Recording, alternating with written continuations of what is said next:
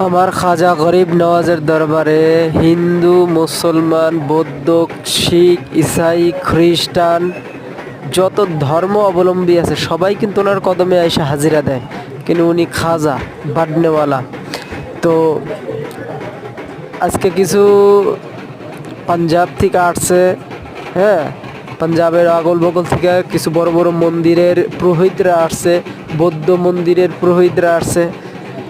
তো এখানে আপনারা দেখতেছেন, তার মানে ওনার চৌকর থেকে সবাই কিন্তু ভিক মাংতে আসে।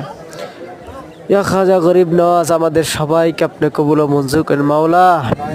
আমার যে মনের আশা আছে মাওলা, আকাঙ্ক্ষা নিয়ে আপনার কদমে আসছে, আপনি দয়া করেন বলি। তো খাজা গরিব নওয়াজের চৌকর থেকে কেউ খালি ফেরে না, লক্ষ লক্ষ মানুষ আসতেছে। আজকে আমি 10-15 দিন হয়ে গেল খাজা গরিব নওয়াজের চৌকটে, মানুষের কোনো কমতি দেখলাম না। হায় হায় মাওলা, কি দরবার মিলাইল।